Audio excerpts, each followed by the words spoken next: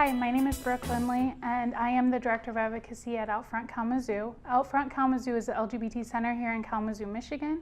Our mission is to create a just, inclusive, equitable, and supportive environment in Southwest Michigan of all sexual orientations, gender identity, and gender expressions. Today's episode of Inside the Alley with Farmers Alley Theater, I have the cast of Fun Home, and they're going to have them introduce themselves. Hi, I'm Kathy Muley. I'm the director of the production. I'm Tony Humrickhauser, and I play Bruce Bechtel in Fun Home. My name is Michelle Micah Berg, and I play Allison Bechtel at age 43. My name is Megan O'Callahan, and I play medium Allison Bechtel at age 19. Thank you. If you'd like to explain a little more about Fun Home and all the fun things. Well, first of all, I'd like to say that Farmers Alley Theater is the only year-round professional theater in Southwest Michigan. And our mission is to not only produce wonderful theater, but to entertain, but to also make sure that we have diversity in our programming. Fun Home is one of those shows. It won a Tony in 2013, I believe. In fact, it won 5 Tonys. And the 2 women that produced it, Lisa Crone and Janine Tesori, wrote the music, and Lisa wrote the book and the words, adapted it from this novel that was written in 2006.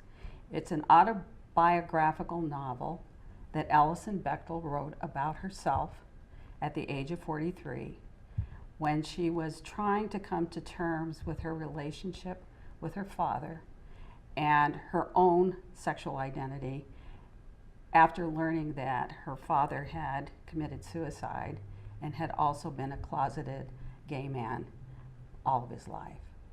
And in the show, we have Allison, who is at 3 ages. Allison at 43, who's writing the novel or drawing the pictures because it is a biographical novel. Excuse me. Allison at 19, a college student, and young Allison around the age of 10 and her young elementary years. It's a very interesting play, and of course we have the father who is who it's really about, because Allison needs to come to terms with what her relationship was with her father. So that tells you a little bit about it. It was very difficult to adapt this graphic novel to the stage for several reasons. First of all, because it was a graphic novel, it's a bunch of pictures with little bubbles with people talking. And so to take that and to transform it into action, a novel is something that you can put down and stop reading and go back again. Whereas in theater, it's one action. It's one opportunity that you have for the audience to understand this play. So a novel is not moving. It's not something that goes forward. Whereas a play has to have action. So to be able to take these pictures and to make action out of them was difficult. Lisa Crone actually graduated from Kalamazoo College here in Kalamazoo. Someone suggested to her that she make a musical out of this. And so she became intrigued with the idea. And she put down all kinds of ideas and some sort of outline trying to make sense of how she would tell this story. And it was about 1.5 years of working on this before she got together with Janine Tesori, who had written many musicals. They had never worked together. So she brought it to Janine and she said, I want to make a musical out of this. And Janine said, this would be too difficult to make a musical out of. And Lisa Crone's heart just sunk. And then Tesori said, and that's why I want to do it. So they started working together, and it was 7 years before it actually became a production. And the book is not told in a sequential, linear nature, which makes it even more difficult because typically when you see a play, you start at the beginning and you go to somewhere in the end. This is told episodically, so when Allison is talking as the adult and thinking back, it's a memory play over her life and her relationship with her mother and father. We see periods when she was 10, and then we see her when she was a college student, then we see her at 43 commenting on what she's remembering. And so it's not told in a line that is very straightforward. And that in itself made it difficult. And that's why she chose the 3 different Allisons to do it. So that's basically, I'm going to let some of the others talk a little bit about the show as well. Tony, you want to? Yeah, I was lucky enough to be in New York when it was being developed at the Public. I was lucky enough I know the producer, Oscar Eustace, who runs the Public Theater, ran my graduate program in graduate school, so I was lucky to be, to get wind of the production early on, and they produced it at the Public in a proscenium, a very traditional setting. And then there was such a buzz about the production. People wanted to see it that for months there was a lot of people were wondering if it would transfer to Broadway, if it was a big enough show to make the transfer. So when they made the transfer to Broadway, they staged the entire production in the Round, which created a whole new set of problems. But what they realized was it was not only a story about a girl, a lesbian coming to terms with her gay father and how they related to each other throughout their lives, but it turned out to be a more universal story about all our relationships with all our parents. And you know, we all love to think that we all come from a functional home, but we all grow up with some sort of dysfunction, and as an adult, coming to terms with that is something that we all grapple with. So I think from its inception at the Public to its Broadway transfer, I think the reason why it caught fire and so many people wanted to see it was because it spoke to everybody in a very personal way, and I think that's pretty darn powerful. Michelle or Megan, you want to say something about it? Someone look at me. Since I'm looking at you. I mean, one of the things that I love about the show is that it's, although it has some really serious subject matter, but someone asked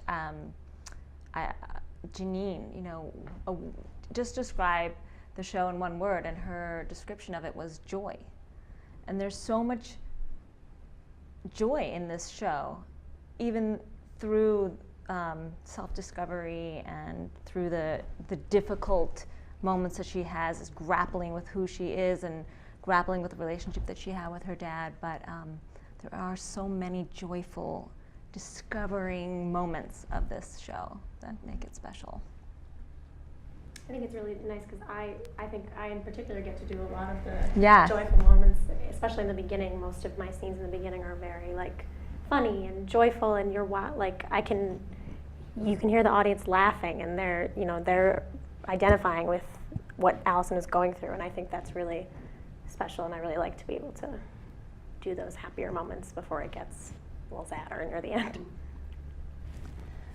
So I have a couple questions that I would like to ask. So the first question I would like to ask is to Kathy. So when it says, what is the story of the creation of Fun Home? You kind of explained it a little bit, but since Fun Home is based on a true story, did the writers take any of the liberties with the story, or is it 100% true? Well, they did have Allison Bechtel as a resource, and she did sell them the rights to it, so she really didn't have a say-so on exactly what happened, but they really wanted her to be a great deal a part of it so that they could even gather more information from her than what was in the novel. However, when you dramatize anything, you're going to have some scenes that really didn't happen. They kind of were like that probably, but the conversation that was actually written in the show was not necessarily a verbatim conversation that happened. For example, Bruce, the father, being a closeted gay man, was trying to hide himself, and he was there's a lot of pain in Bruce. There's a lot of goodness in him too, but he spends a great deal of his time being artistic, because this is his way of dealing with the beauty he wishes he could express himself inside himself. So he decorates his home. It's very Victorian and flowery, and colors that you wouldn't necessarily expect a man to decorate with. And his wife is obviously aware. I mean, this is a family, and she's frustrated, obviously, herself. So the two of them argue a lot. So there's a lot of fighting that goes on. So you see some of that in the play. Are those the actual conversations that they had? Probably not. So there are some moments that are dramatized that were not necessarily in the book, but there are pictures there. And I think Lisa Crone looked at those pictures and the little bubbles of what was going on in Allison's mind, and a few words here of what some of the other family members were saying. And for example, Bruce Bechtel is a high school English teacher and a part-time mortician, basically. And so the kids grew up living next door to the funeral home, and their grandmother actually lived in the funeral home, and they would go and spend the night. And so death to them was uniquely different than I think most kids would think about death. And there's some scenes in the book where it shows the kids playing in the funeral home, in and out of the caskets, and rolling on the dolly that moves the caskets around. So they wrote a song that's called Come to the Fun Home, because fun is short for funeral, and they call it the Fun Home. And so there's this great number, Come to the Fun Home, that the three kids are making a commercial for the Fun Home, and it's just a joyous number and really, really cute. Did that really happen? Were they making a commercial? No, but it's our way of dramatizing it. And I think it's really interesting in that number, in that it does show that kids are so resilient in anything that they can turn anything into fun. Mm-hmm. And it also shows the resilience in Allison at that young age. It kind of gives us a little idea that she might be okay, because even in the most tragic of situations or the most creepy of circumstances, she finds joy in that. And I think that's something to be said. I think it's a nice little bit of foreshadowing, kind of, that lets the audience know this is the girl that we're looking at the adult version of, and yet there are good memories in her past, and that helps her maybe get to where she is now, like all of us, right? If I often say, if our stories were written, nobody would believe them, right? There's a lot of things that would read as fiction, and yet these things actually happened, and I think that makes the story that much more compelling, right? Yeah, I know how many times I've said, if we put this on stage, nobody'd believe it. It's real life. That's right, absolutely. Yeah. Absolutely. Something that I saw an interview with Allison Bechtel, and she said something like, when she was watching the musical of Fun Home, she said that that big number, like sort of Partridge Family-esque number, didn't actually happen, but she said it could have. And she sort of felt like she was watching going, yeah, that could have happened. It felt real to her because it was the source material was so infused in this musical that it felt like came from her. And she also says now she has a hard time determining what is real and what happened in the musical. Like, she's taken the musical on as her own, and she feels like that is her story. And in many ways, when things happen 30 years prior or 35 years prior, are we really recalling what happened, or are we romanticizing, or are we inflating? You never know. One of the best lines in the show is, I want to know what's true, dig deep into who and what and why and when until now gives way to then. And I think that's the journey. I think that's the show. Bruce says it, Allison says it, and that's their connection. They both have this desire to understand how things came to be. His obsession with things that are older, he wants to understand the history. You know, he was a big ancestry person. He understood the family history very deeply. And working in the fun home, he was continually coming into contact and preparing bodies for everyone in the town. And then he'd have these wakes where he'd have access to these entire families. So he'd wander from person to person, talking to them, saying, now how are you related to this person? How are you connected? And kind of, you know, this body that he served for hours on end is sitting there, and he wanted to connect that body to a story that was really important to him. And eventually what he realizes, everyone in the town was related in some way or another. Yeah, there were like 33 Bechtel families in this very small Beech Creek, Pennsylvania community that had only 800 people in the whole town. So you buried just about everybody. Right, absolutely, absolutely.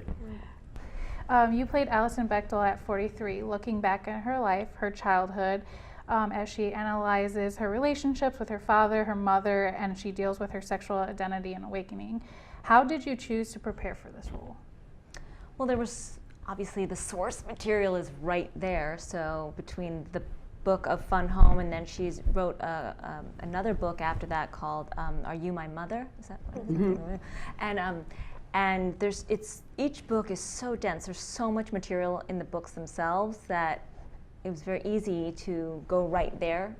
And then, of course, because Fun Home was such a success, and there were so many interviews with the creators and the actors and Allison, both before the musical and Allison after the musical was written, that I could watch so much great stuff and really understand, you know, Allison. And I mean, I got to see her studio, you know, you get to see her, you know, drawing and how she draws, and the way she takes pictures of things and then draws them, and actually takes pictures of herself doing things and then draws them. I mean, there's so much material out there.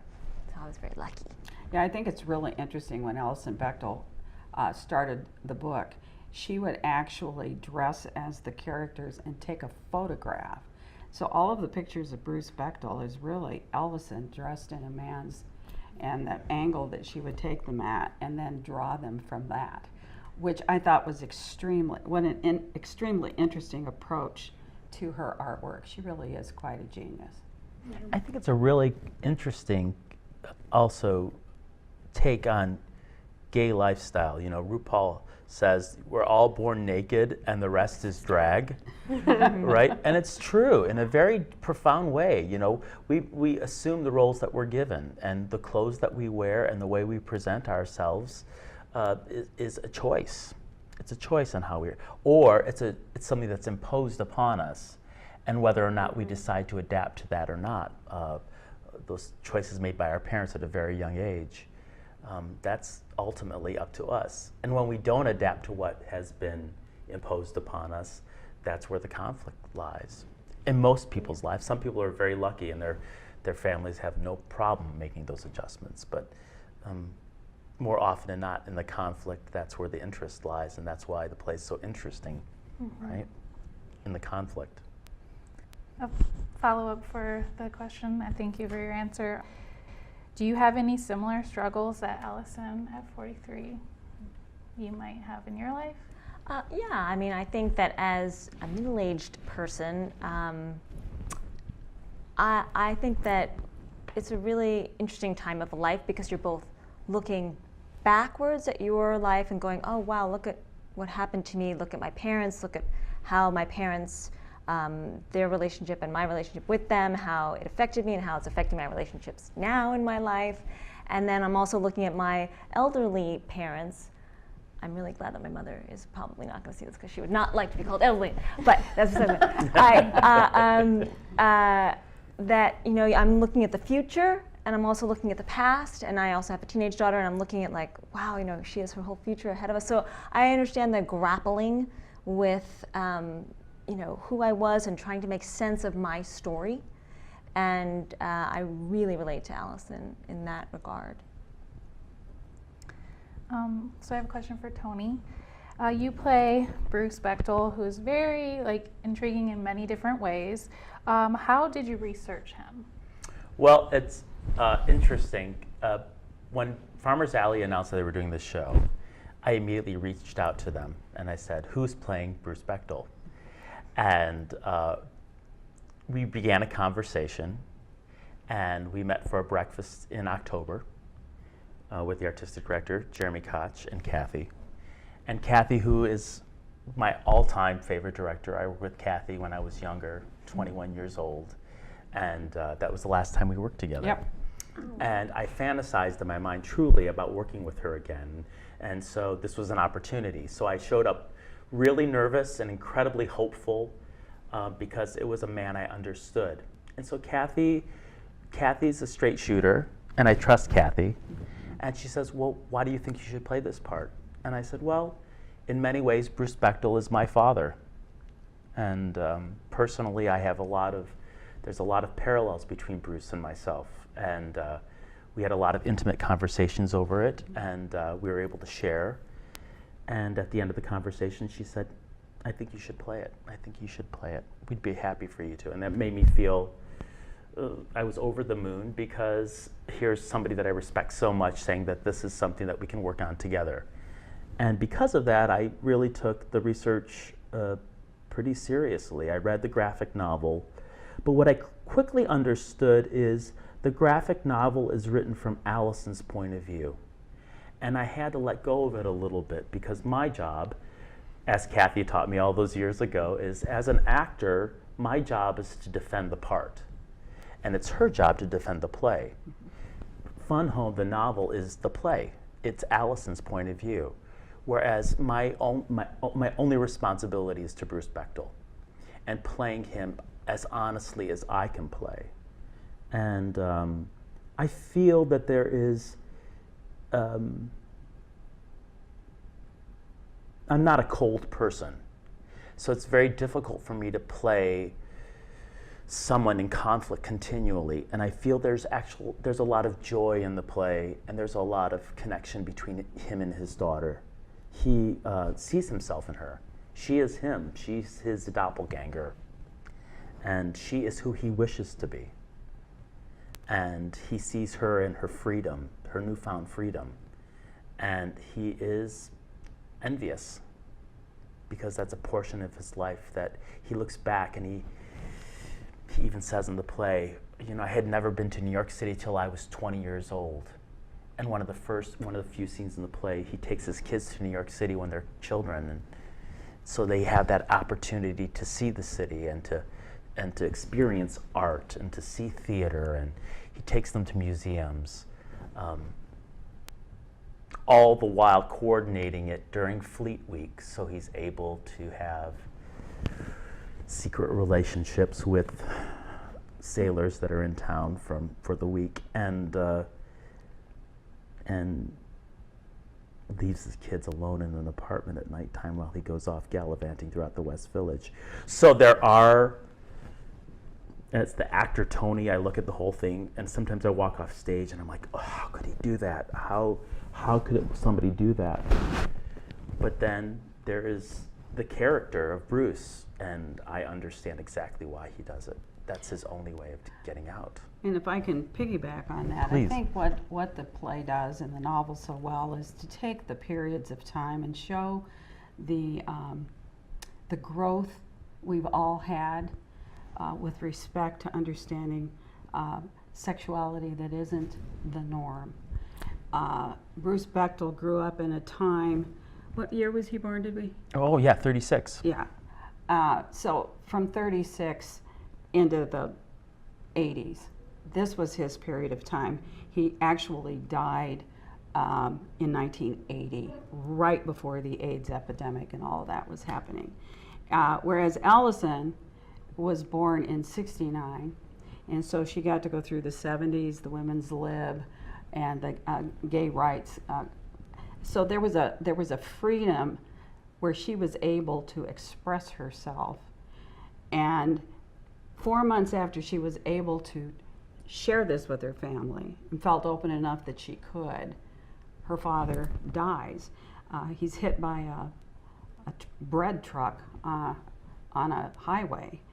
And Allison thinks, and she says, I'm not giving anything away. At the very beginning of the play, she says, my father committed suicide. They don't know whether he committed suicide, but in her mind, this is what happened. And she's grappling with, was it because of me? 4 months after I come out, you die.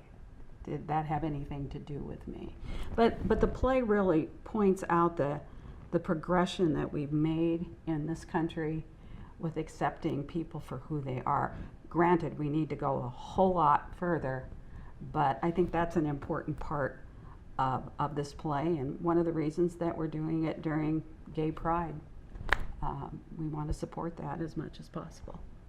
What an honor, too, to be able to tell a story like this, something so incredibly personal, and to do it with such a beautiful company. We're so lucky. We're incredibly lucky. It's such a talented group and a thoughtful group. The conversations that we have are really compelling, and there's a lot of humor in when we speak, and then there's also a lot of tears and grappling with just the gravitas of the subject matter. It's interesting. A younger person may look at Fun Home and think, well, why didn't he come out?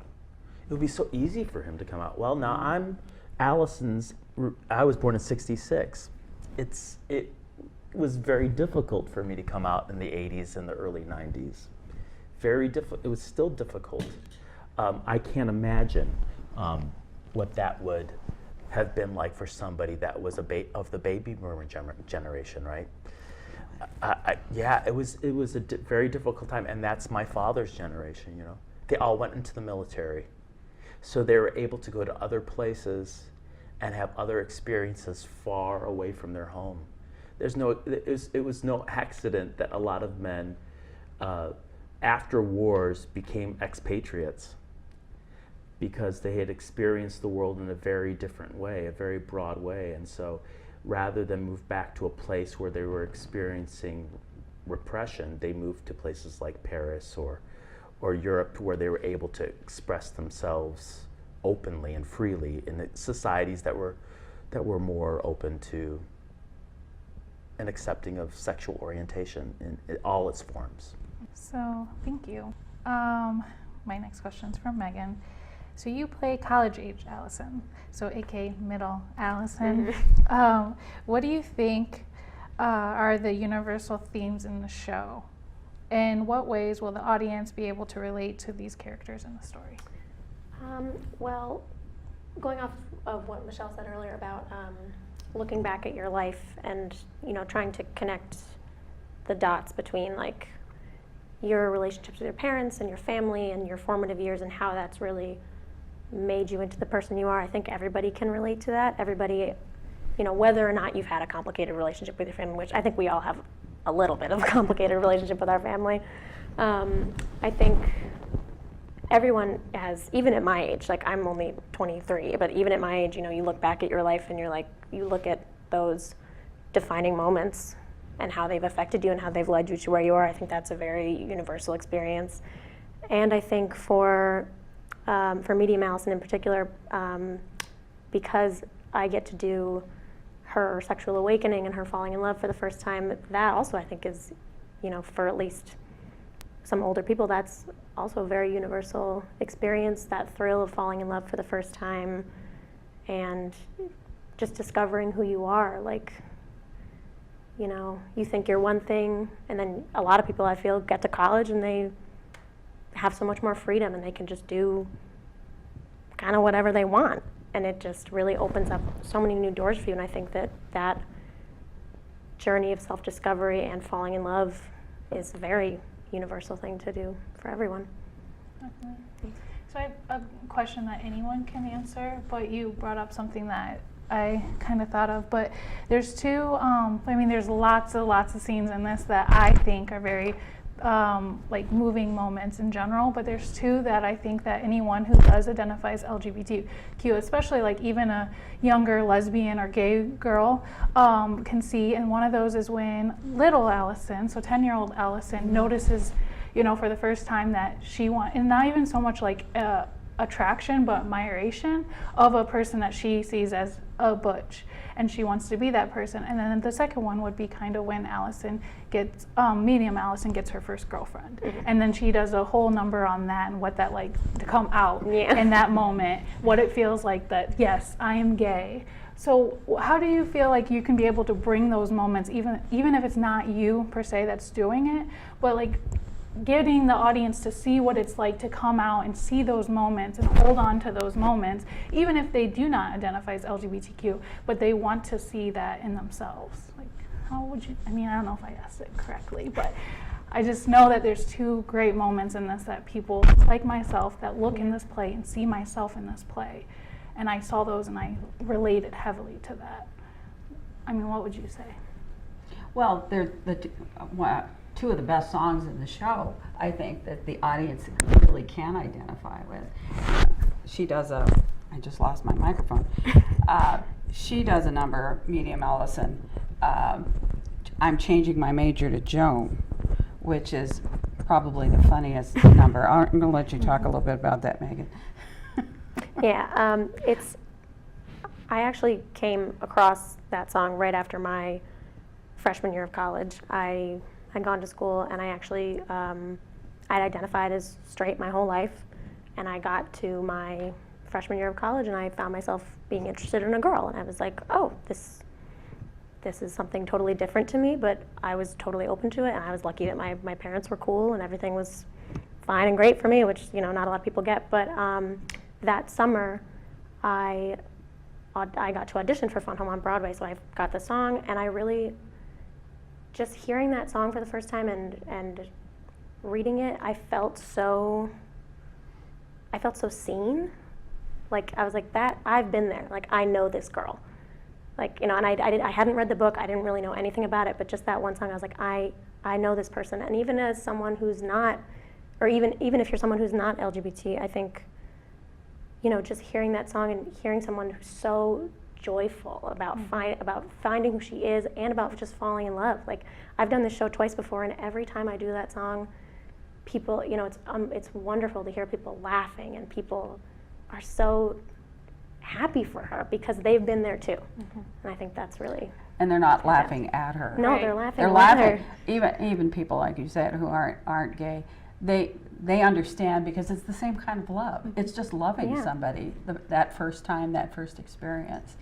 And as far as younger Allison, there are so many moments in the play where she and Bruce are at terms with each other because he wants her to be more feminine. He wants her to dress in girly clothes, and he won't let her get her hair cut short. She would love a crew cut, and he won't let her. And there's always this argument about putting the barrette in her hair, and he's going to spank her if he has to tell her one more time to get the hair out of her eyes. And she's looking at her father and wishing he'd be a little bit more masculine. So they're seeing in each other what they really would like to be. And there are lots of young people that are dealing with those kinds of issues. And that moment in the show when small Allison, or 10-year-old Allison, sings Ring of Keys, and the title comes from the fact that this kind of a butch woman, delivery woman, comes into a diner where she's sitting with her father, and she has this ring of jingly keys. And she's just so fascinated because she'd always been made to feel that that was not appropriate. And she really admired this woman for being able to express herself that way. And there was just this, oh, I know you. Yeah, I think that's what this show does for people who are struggling. And, you know, to say, there are others like you, I know you, I recognize you. And it's okay. Which actually my last question was for you too, Kathy, which was what makes this show so powerful, and I think you kind of started talking about that, but is the use of the flashback part, that power, like what makes it powerful is that Allison's able to do the flashbacks of the different stages in life. I see the show as a dramatic puzzle, and she keeps finding the pieces. You know, it's like anybody putting a puzzle together. And she's trying to really draw her father because she needs to forgive him for leaving at a time when I think she thought they had finally found a connection, and he's gone. And so dramatically, the flashbacks allows her to remember moments that she had forgotten. And she's doing it as she's drawing. Oh, I forgot that, yes. You know, yeah, that moment when we were in New York, my sleeping bag, I loved my sleeping bag. So she's kind of putting it all into focus, finding the good and finding a lot of good along the way, and understanding what her father probably was dealing with that she did not have to at his age.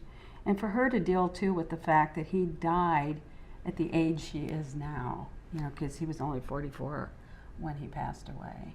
So the flashbacks, I think, really allows her to do, and the audience as well. We put the puzzle together with her, and at the end of the show, she's showing us pictures she's drawn. This is what she has of her father. It's really beautifully done. The more we work on it, we realize how brilliant these two writers who put it together, not only Alison Bechtel, but Lisa Cronin and Janine Tesori, and how brilliant they are. There is not a lyric that isn't carefully chosen. And it's very, very powerful to us. And of course, we hope and think it will be for our audience as well. I wanted to add something that, that I think what I would really hope that people take away from this show is that when we make sense of our story, we make sense of our past, and we put that puzzle piece together, we can be free from our past, and we can be free to live now. You can have a much richer, fuller, freer life when you make sense of your story. That's incredibly powerful. That it's funny that you're saying that, because I often think of all those, what theater is supposed to do. It's catharsis, right? You go to the theater to experience something, you come out with a further understanding of who you are. And I think audiences will all leave with a deeper understanding of themselves. And maybe a few questions will pop up. I remember walking away from the theater and seeing this production and turning to my partner and saying, there are so many questions that I wish I could ask my father. And I think Alison does that beautifully. And through asking those questions, even through her imagination, her mind's eye, she's able to resolve so much. And that's what catharsis is, right? And that's what theater does. Theater teaches also. And anytime we artistically experience, not even artistically, just experience, the more you travel, the more you learn, the more you read, the more accepting you become. And that's what theater does. I mean, if you go back and look at any play written at any time, you'll know what was happening at the time. And it opens our minds. And I hope not only will they recognize themselves, but they'll recognize people they know and open up their arms a little bit more and care about them. So I was hoping all of you could kind of fill in the blank of this next question. What do you hope the audience will take away from this production? We jumped it. I did. Sorry. Megan hasn't had her chance. This show is different because it feels more important, because not that, you know, I think every show has meaning and you can take something from it, but I think this show is important because, first of all, it does feature the first lesbian protagonist in a mainstream musical, and I think the first Tony-winning musical by written by two women, which is fantastic. And I think that really shows that, you know, everyone's story deserves to be told. And I think, you know, we have a history of telling not the same story, but similar stories about similar people. And I think this is very interesting and important because it's something new and fresh. And I think that that's really great. And I think when I've done the show before, people, you know, young girls and young lesbians have come up to me after the show and talked to me, and it feels all the more real because you feel like you have a responsibility to tell this story and to do it justice. Thank you. And you just mentioned that you've done the show multiple times, so you speak from it, clearly coming from a deep part of you. You've, gotten to this character. But for Michelle, why is this show so special to you personally? Well, I actually have an interesting connection to this show, which is kind of crazy, but Janine Tesori, who wrote the music, was the musical director of all my high school plays. Oh. So, I mean, I know, how lucky was I? Of course, I didn't even know how lucky I was, but she's as brilliant a human being as you will ever meet. Her brain works differently than any person I've ever met, and we've remained friends through the years, and so it feels like the musical's so infused with her and her being and her brilliance, and so for me to be able to sing, and her music is just incredibly rewarding and delicious for me. To everyone watching, I hope you enjoyed the inside look at the award-winning musical Fun Home.